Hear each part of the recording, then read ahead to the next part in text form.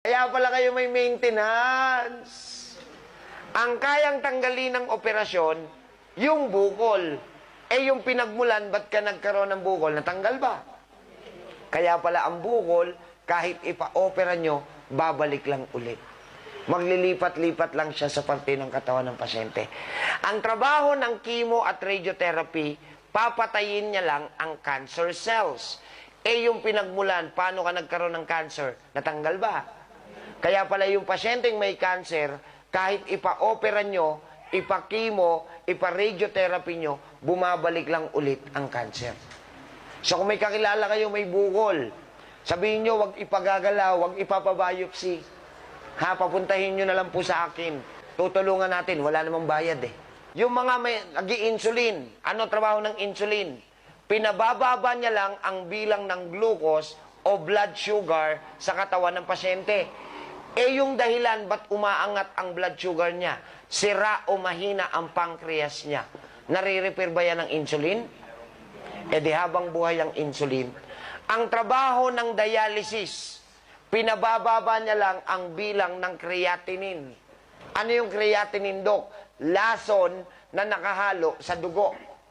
Eh yung dahilan ba't tumataas ang krea? Sira o mahina ang kidney niya. Mare-repair ba ng dialysis? Eh di habang buhay din ang dialysis. Eto na. Tapos na. Tingin. Ano trabaho ni doktor? Sino talaga ang gagawa? Sarili. Ano ang dapat nyong gawin sa puno? Tanggalin ang ugat. Pag natanggal ang ugat, kamusta puno? Patay. Kamusta pasyente? Pag natanggal ang ugat, yung puno, patay. Yung pasyente, buhay. May sakit pa, wala na.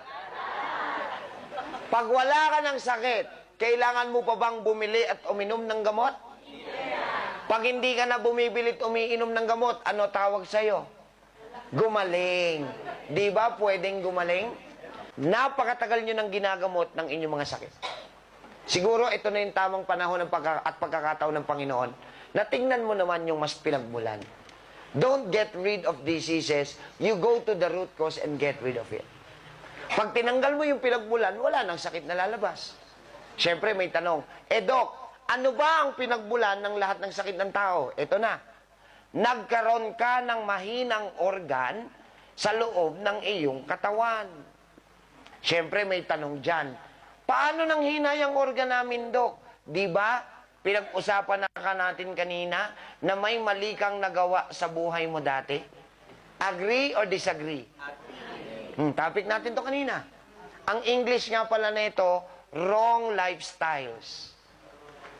Imbis na marami kayong iniinom na tubig, ang hihilig nyo sa masasarap na inumin. Wala tuloy panlinis sa loob.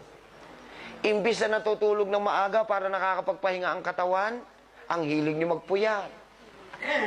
Imbis na nagpapaaraw kay haring araw sa umaga kahit papano, radiation ng cellphone ng katabi nyo, araw-araw mayat maya magdamag pa.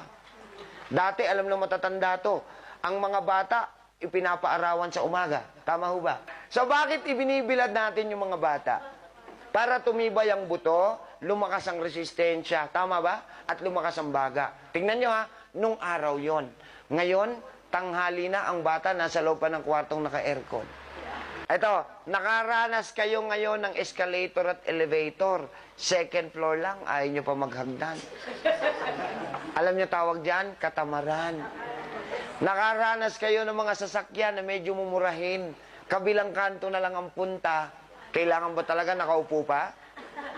Ang mga nanay dati, pag nagluto sa kusina, may pagmamahal. Totoo yun. Kaya healthy ang mga bata nung araw eh. Pagka kailangan nyo na sinigang, talaga nagpipiga sila ng sampalok noon. Ngayon, sinigang mix. Pagka gusto nyo ng panggisa dati, ha, panggisa, naghihiwa kayo ng bawang, sibuyas, kamatis. Ngayon, ginisa mix. Sa katamaran nyo, nanay, buong pamilya na ang inyong dinadamay.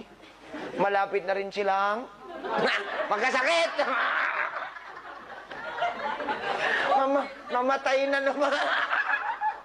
Hindi na maganda yung natututunan niya. Putulin ko na to. Magkasakit lang.